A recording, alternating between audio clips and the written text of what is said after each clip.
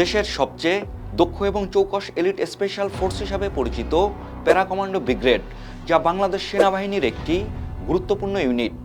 30 December বুধবার অনুষ্ঠিত সাবেক প্রধানমন্ত্রী বেগম খালেদা জিয়ার জানাজায় বাংলাদেশের প্রায় সকল বাহিনী এবং এর বিশেষ ইউনিট নিরাপত্তায় নিয়োজিত ছিল। সেই সঙ্গে ছিল সেনাবাহিনীর এই special force para commando brigade, যা চিতা নামে পরিচিত, এবং এরা ডু অর ডাই মন্ত্রে বিশ্বাসী। এই স্পেশাল ইউনিটের সদর দপ্তর অবস্থিত সিলেটের জালালাবাদ সেনানিবাসে। এটি দুটি প্যারা কমান্ডো ব্যাটালিয়ন নিয়ে গঠিত। বিশেষ এই ব্রিগেডের প্রশিক্ষণ হয় আর্মি এয়ারবর্ন স্কুল থেকে। এই বাহিনীতে para commando, free fall course, jump master এবং পাথফাইন্ডার কোর্স সম্পন্নকারী সদস্যরা অন্তর্ভুক্ত থাকে, যারা অত্যন্ত ঝুঁকিপূর্ণ এবং বিশেষ মিশনে অংশ নেয়। এই স্পেশাল ব্রিগেডের ইতিহাস 1971 সালের মুক্তিযুদ্ধের ক্র্যাক প্লাটুন থেকে শুরু।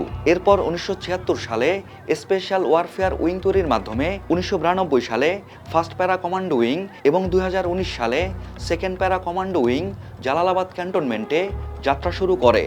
বাংলাদেশের অনেক গুরুত্বপূর্ণ অপারেশনে এই প্যারা কমান্ডো ব্রিগেডকে যুক্ত করা হয়।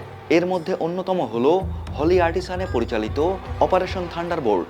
সম্প্রতি 20 ডিসেম্বর সংসদ প্রাঙ্গণে শহীদ ওসমান হাদির জানাজায় কঠোর নিরাপত্তা নিশ্চিতে এই প্যারা কমান্ডো ব্রিগেড নিয়োজিত ছিল।